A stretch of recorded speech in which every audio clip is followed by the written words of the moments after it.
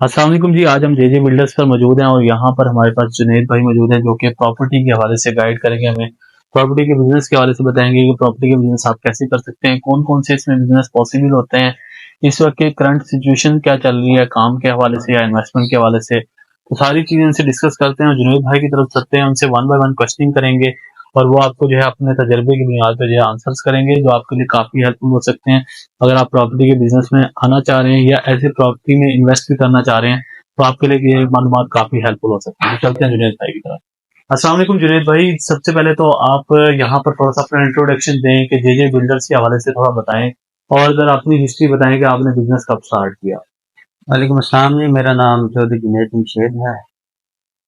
मुझे ऑलमोस्ट कोई 3 years complete होने वाले हैं इस बिजनेस के अंदर, रियल एस्टेट में। और मैंने स्टार्ट लिया था अपना डीएचए मुल्तान से। अच्छा। अच्छा जुनैद भाई ये बताएँ कि आपने स्टार्ट में कोई एक्सपीरियंस लिया था इसका या विदाउट एक्सपीरियंस इसको स्टार्ट किया? नहीं जी, मैं बिल्कुल फ्रेश आया था इस मार्केट के अंदर। तो मैं एक्स जॉबियन भी हूँ, सब जानते हैं। कहाँ पे जॉब करते थे आप? एक्सीडेंटली मेरी सिविल एविएशन अथॉरिटी में मैं जॉब करता था मुल्तान एयरपोर्ट के ऊपर, जब अच्छा। लास्ट मेरी पोस्टिंग हो रही है। तो जॉब छोड़ के आपको कैसे ख्याल आया कि बिज़नेस की तरफ आना चाहिए? किसने आपको मोटिवेट किया? ये सेल्फ मोटिवेशन इसको कह लें। और बिजनेस का मुझे बड़ी देर से शौक था कि मैं कोई ऐसा बिजनेस करूं जिसमें मेरा फ्यूचर सिक्योर हो। और यंगस्टर जो हैं वो सारे यही चाहते हैं कि वो बिजनेस की तरफ आए, लेकिन उनको कोई मोटिवेशन नहीं मिलती। तो मुझे ये फील्ड अच्छी लगी, मैंने ज्वाइन की और अल्हम्दुलिल्लाह मैं अभी बड़ी अच्छी स्टेज पे यहाँ पर। अच्छा तो ये आप इस वक़्त जो है वो ऑफ़िस आपने प्रॉपर्ली माशाल्लाह बना दिया है और बेहतरीन तरीके से आप काम कर रहे हैं, तो आप सैटिस्फाइड हैं इस जी सबसे? जी, मैं बिल्कुल सेटिस्फाइड हूँ। और बड़ा अच्छा बिजनेस है जो रियल स्टेट फील्ड है। ये एक बहुत वास्ट फील्ड है।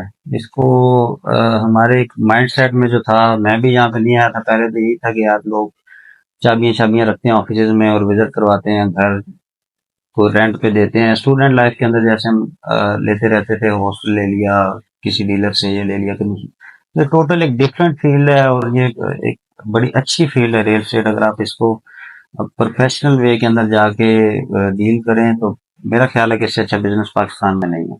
सही। जेजे बिल्डर इस वक़्त किन-किन चीज़ों में डील कर रहा है? मतलब प्रॉपर्टी सेल परचेज़ में डील करते हैं, कंस्ट्रक्शन की तरफ हैं आप लोग, मेनली क्या वर्क इस वक़्त कर रहे हैं? हमारा जो मेन फोकस है वो डीएचए मुल्तान है। तो हमारी कंस्ट्रक्शन भी डीएचए मुल्तान में ही चल रही है। उसके अलावा भी जो वेल नोन सोसाइटीज हैं हम उनको भी डील करते हैं, कंस्ट्रक्शन भी। उन पर प्रायोरिटी हमारी डीएचए मुल्तान की है। अच्छा, इस वक़्त सर जो करंट सिचुएशन चल रही है उसके हवाले से थोड़ा कमेंट करेंगे?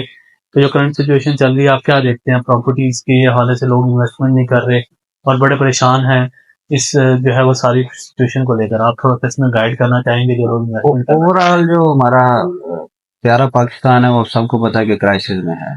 लास्ट 2-3 ईयर से हम फेस कर रहे हैं मुश्किलें, बिजनेस ओवरऑल सारे डिस्टर्ब है, जिसमें प्रॉपर्टी बहुत इफेक्ट हुई है। और 2-3 साल से रेट जो है वो नीचे कंटिन्यूसली वो डाउनवर्ड ट्रेंड जा रहा है। तो अभी ये टाइम बेहतर है बाइंग के लिए, इन्वेस्टर्स के लिए भी ये अच्छा मौका है कि आप इस टाइम के ऊपर आके बाइंग करेंगे तो आपको नेक्स्ट फ्यूचर में 2-3 साल 5 साल में अच्छा एक आपको आरओआई मिल सकता है। ओके, सही। सर इस वक़्त जो है वो टॉप सोसाइटी आपके ख्याल में मुल्तान में डीएचए ही चल रही है? जी, जिसमें अभी आप ये कह लें कि इन्वेस्टर्स के लिए स्पेशली अगर किसी ने घर भी बनाना है तो उनके लिए भी जो कॉस्ट है वो बड़ी इफेक्टिव है।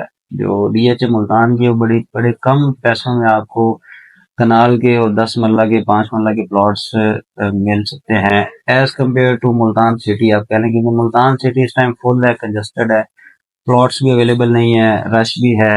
ये जो मुल्तान एक सोसाइटी कह लें, एक सिटी विद इन सिटी, इसका एक कंसेप्ट है जिसके अंदर मेन बुलेवर्ड, रिंग रोड्स और बड़ा एक अच्छा स्ट्रक्चर प्रोवाइड किया है डीएचए मुल्तान की मैनेजमेंट ने। मैं इस बिजनेस के वाले से थोड़ा सा हमारे जो यूथ है स्पेशली उसको मैं मोटिवेशन कह लें या जो भी एक मेरा, क्योंकि मैं एक्सपीरियंस लेके यहाँ तक पहुंचा हूँ।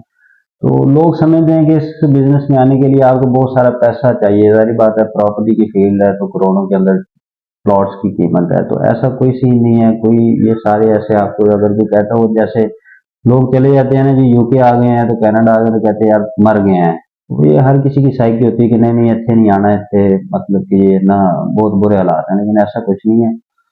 तो आपको पैसे भी नहीं चाहिए, सिर्फ आपका टाइम चाहिए। टाइम आप दें इस फील्ड के अंदर, आप बहुत अच्छा गेन कर सकते हैं, बहुत कमा सकते हैं इस फील्ड के अंदर।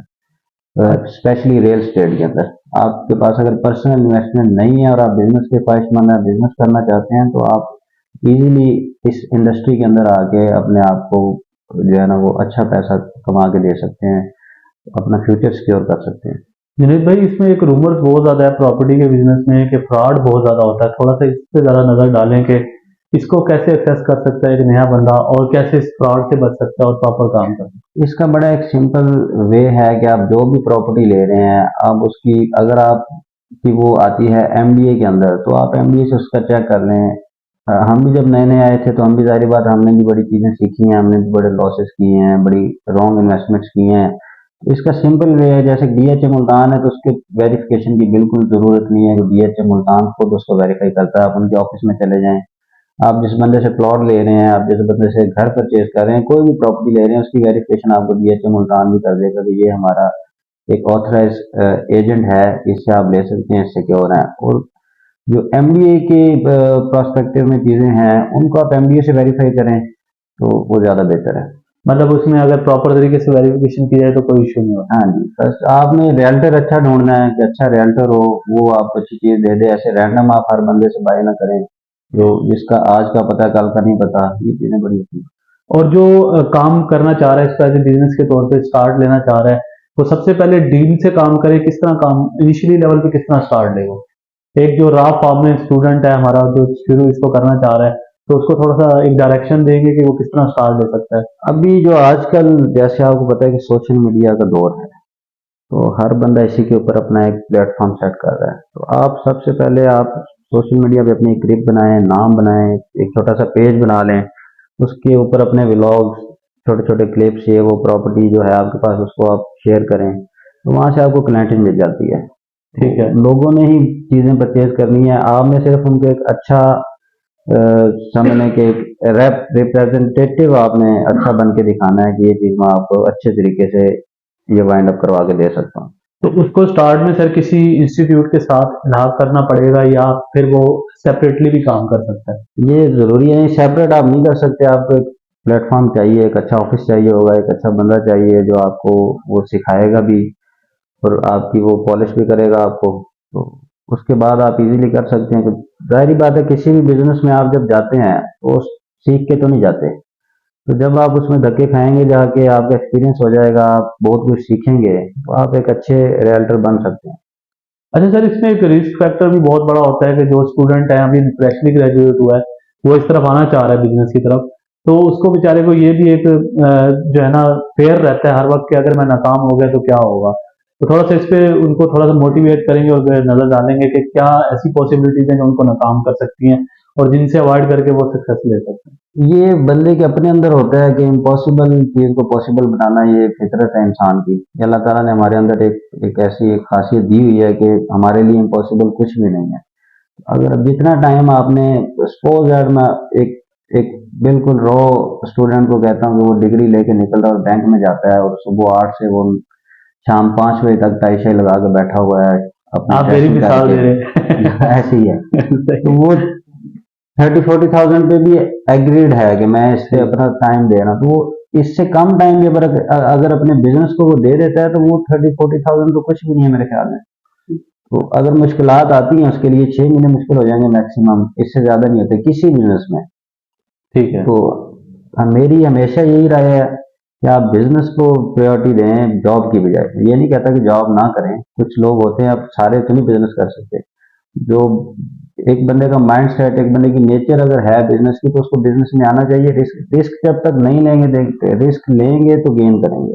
अच्छा जुनेद भाई, इसमें कहते हैं कि ये हवाई रोजी है, ठीक है, तो आपके ख्याल में कितनी पॉसिबिलिटीज हैं कमाने की, मतलब कितना बंदा कमा सकता है, मिनिमम और मैक्सिमम कहाँ तक कमा सकता है इसमें? ये हवाई रोजी बिल्कुल नहीं है, ये एक स्ट्रीम लाइन आप इसको प्रोसीजर के थ्रू लेके चलें। आप बहुत ज्यादा छलांगे ना लगाएं तो ये हवाई रोजी नहीं है। हवाई रोजी तब है कि जब आपके पास बहुत ज्यादा एक टाइम आता है हर 5-7 साल बाद किसी भी बिजनेस में, तो वो बहुत ज्यादा जंप कर जाता है। वो हमारे भी डीएचए में आया था और रियल स्टेट में भी आया था सारा। तो इसका ये मतलब नहीं है कि आपके पास अगर आपने बहुत ज्यादा अर्न कर लिया तो आप बहुत बड़े बिजनेसमैन बन गए, लेकिन आपको अपनी बेस जो है ना वो आप उसकी ग्रिप रखें।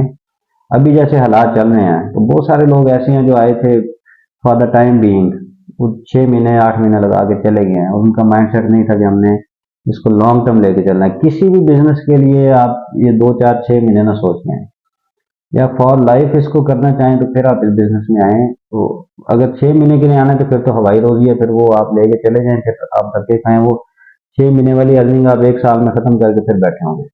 ठीक है, मतलब आप कह रहे हैं कि प्रॉपर इसको अगर लेके चलें तो हाँ इंशाल्लाह इसमें जी, सक्सेस है और ये हवाई रोजी बिल्कुल नहीं। बिजनेस सिर्फ इस बिजनेस की बात नहीं है, आप कोई भी बिजनेस करें, आप रेडी भी लगा लें तो उसको आप ये ना सोचेंगे मैंने 1 1.5 महीने में अगर मुझे कुछ नहीं बचा या मैंने बहुत ज्यादा कमा लिया तो मैं इसको छोड़ के आगे मूव कर जाऊं, कोई और बिजनेस में कर लूं। तो बिजनेस के अंदर आपको टाइम देना पड़ता है, टाइम के साथ चीजें अच्छा, चलती ये सर बताएं कि जेजे बिल्डर्स क्या स्टूडेंट्स को ये फैसिलिटी दे रहा है कि वो उनके पास आके काम सीख सकते हैं? हैं। जी बिल्कुल, मैं तो हर टाइम रेडी हूँ। और मैंने अगर कोई लड़का है, कोई फीमेल है, कोई मेल है, वो इंटरेस्टेड है बिजनेस के अंदर, उनका माइंडसेट है कि जी हमने बिजनेस करना है, तो मेरा ऑफिस अवेलेबल है, मैं अवेलेबल हूँ एनी टाइम, फोन के ऊपर अवेलेबल हूँ गाइडेंस के लिए, किसी किस्म की हेल्प के लिए। क्योंकि मेरी तो बड़ी ख्वाहिश है कि जैसे मैं एक जॉब छोड़ के और एक एक बैकग्राउंड मेरा है उससे मैं यहाँ पे मूव किया हूँ, तो मेरी तो ज़्यादा से ज़्यादा यही कोशिश है कि ज़्यादा से ज़्यादा बंदों को, मैक्सिमम लोगों को मैं फैसिलिटेट करूँ अपने इस ऑफिस की वजह से।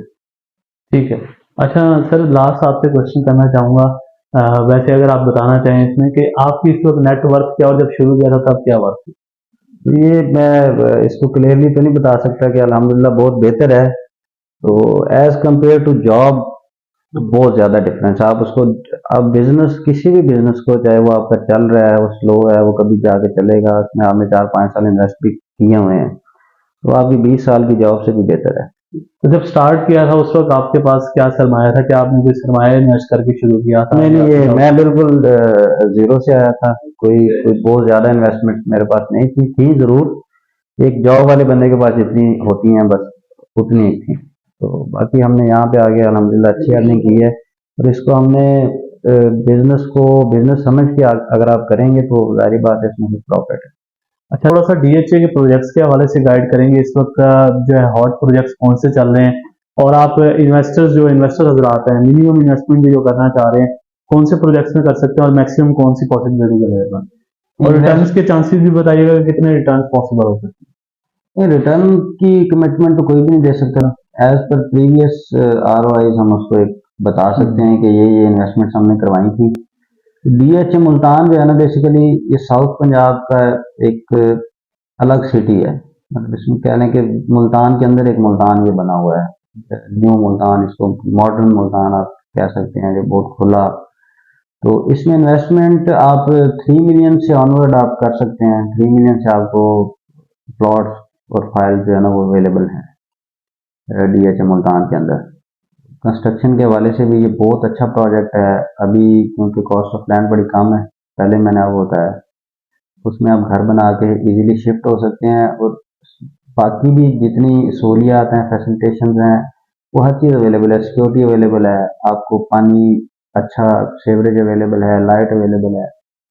वो 24 आवर सिक्योरिटी है DH मुल्तान की। स्पोर्ट्स कम्प्लेक्स यहाँ पे है, होटल्स हैं अच्छे, पार्क्स अच्छे बने हुए हैं, मस्जिद है, ऑल फैसिलिटीज ऑलमोस्ट एक सोसाइटीज में चाहिए होती हैं किसी भी रेजिडेंट को, वो DH मुल्तान आपको दे रहा है, प्रोवाइड कर रहा है। कनाल के अंदर भी अगर आप इन्वेस्टमेंट करेंगे तो कनाल का भी rate as compare to last 2 3 years बहुत कम है। ये इन्वेस्टमेंट के लिए बहुत अच्छा मौका है। एंड यूजर जो अपना घर बनाना चाहते हैं, क्लाइंट्स अपना मतलब कि फ्यूचर के लिए भी अगर कोई प्लॉट ले कि मैंने 2 4 साल बाद भी घर बनाना है, तो उसके लिए भी DH ही बेस्ट है। अगर आप सिटी के अंदर प्लॉट लेते हैं तो उसकी ऑलमोस्ट वर्थ तो इससे डबल है DH मुल्तान से, जो आपको हाफ प्राइस में DH मुल्तान दे रहा है। तो फ्यूचर के अंदर MOU साइंड है DH मुल्तान के, बहुत बड़े बड़े जो कमर्शियल हैं ऑल ओवर दी पाकिस्तान आप उसको कह लें, वो यहाँ पे कुछ स्टार्ट हैं और कुछ आने वाले दिनों में स्टार्ट होंगे, कुछ बनेंगे। MOU उनके साइन हो चुके हैं। पेट्रोल पंप्स जो एक ऑपरेशनल एक हो गया है, बाकी मजीद 2 3 पंप जो हैं वो पाइपलाइन के अंदर हैं, वो बन रहे हैं। कोई ऐसी चीज नहीं है DH मुल्तान में कि आप कहें कि जी मैं घर बना के वहां पे रह नहीं सकता। और रेट के हवाले से भी अगर आप देखें तो बहुत कम रेट है और हर चीज आपको वहां पे अवेलेबल है। इस वक्त मिनिमम रेट्स क्या चल रहे हैं 5 मरला फाइल के और कनाल की फाइल के? 5 मतलब मिनिमम जो है वो 3 मिलियन से आपको अवेलेबिलिटी उसकी हो जाती है मार्केट के अंदर। और कनाल भी आपको 5-6 मिलियन से ऑनवर्ड अच्छी मिल जाती है। 5-6 मिलियन से ऑनवर्ड आराम से मिल जाती है। पोजेशन एरिया में प्लॉट्स आपको 10 मिलियन के राउंड मिल जाते हैं, जहाँ पे आप घर बना सकते हैं। इस पर कौन कौन से सर पोजेशन जिनको मिल चुका है, कौन कौन से ब्लॉक्स को मिल चुका है? अभी तो डीएचए मुल्तान में काफी सारे ब्लॉक्स हैं। सेक्टर ए से हम स्टार्ट करें तो कनाल के अंदर ए को पोजेशन मिला हुआ है, उसके बाद एच सेक्टर को मिल गया है, एम को मिल गया है, क्यू को मिला हुआ है पहले से, और आर सेक्टर है, एन सेक्टर, आई सेक्टर। मैक्सिमम 60-70% डीएचए जो है ना वो भी डेवलप है। वहाँ पे आप किसी भी सेक्टर में घर बना सकते हैं। अगर आपको सिटी वाला एरिया सूट करता है तो इस साइड पे भी आपके पास ऑप्शन है। मुल्तान पब्लिक स्कूल पे गेट की इनाग्रेशन भी हो गई है, वो भी साल के अंदर अंदर कंप्लीट हो जाएगा। तो पूरे डीएचए के अंदर आप किसी भी साइड पे अपना घर बनाना चाहते हैं तो आपको अच्छे बजट के अंदर प्लॉट मिल जाता है। अच्छा सर, ये बताइएगा कि रेजिडेंशियल इन्वेस्टमेंट ज़्यादा बेहतर है आपके कंपैरेटिव में, या फिर आप कमर्शियल यूनिट्स में इन्वेस्ट करें तो वो ज़्यादा अच्छा ऑप्शन है? हर बंदे के हवाले से थोड़ा सा हर बंदे की अपनी रिक्वायरमेंट है। जो कमर्शियल जितने भी हैं, आप सिटी में भी देख लें, ओवरऑल आप देख लें तो वो गेन ज़्यादा करता है। अगर किसी बंदे ने इन्वेस्टमेंट करनी है, होल्ड करना है और उसके पास रेजिडेंशियल प्लॉट्स ऑलरेडी अवेलेबल हैं तो उसको कमर्शियल में जाना चाहिए। अगर कोई बंदा घर के लिए ले रहा है तो रेजिडेंशियल प्लॉट सारी बात है वो ले। लास्ट में एक तो अपना जो है वो ऑफिस के हवाले से गाइड कर दें, और कोई कमेंट हमारी ऑडियंस को देना चाहें तो वो भी। मेरा जो ऑफिस है वो मुल्तान पब्लिक स्कूल रोड के ऊपर है, मुल्तान सिटी के अंदर ही मौजूद है, मॉडल टाउन की बैक साइड के ऊपर। ये जो चैनल आपका है एवरीबॉडी कैन, इसमें मजीद डिटेल में जाने की जरूरत है ही नहीं। तो मेरा यूथ को भी यही पैगाम है कि everybody can, you can do anything, nothing is impossible.